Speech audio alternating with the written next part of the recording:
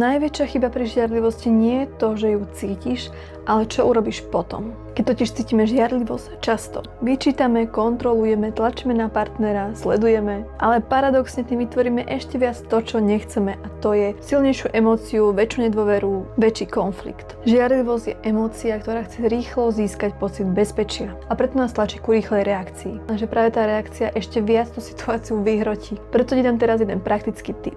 Keď cítiš žiarlivosť, skús urobiť tieto 3 veci. Prvé je pomal reakciu. Nič nepíš, nič nehovor, nič nevysvetľuj. Daj si aspoň 5 minút.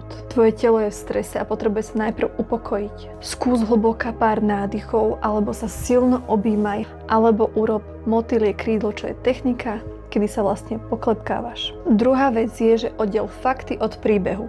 Fakt je to, čo je reálne ako keby na kamerovom zázname. To znamená, partner mi dnes odpísal o hodinu neskôr. Príbeh je to, čo už na kamerovom zázname nie je, ale my si ho tam domyslíme, ako napríklad nejaký tón, zámer, interpretáciu. Príbeh môže byť, nie som pre neho dôležitá, chce so mňou rozísť, má niekoho iného. Keď toto oddelíš, zistíš, že veľká časť emócie prišla práve z tvojho vysvetlenia. 3. Premýšľaj, čo skutočne potrebuješ. Nie je to kontrola, ale často len viac otvorenosti alebo istoty vo vzťahu. A to sa dá komunikovať aj inak. Čiže žiarlivosť nie je problém, je to nejaká informácia. Len ju musíme vedieť prečítať správne. A ak chceš vedieť viac z oblasti lásky a vzťahov, sleduj môj profil, aby ti práve takéto info neušli.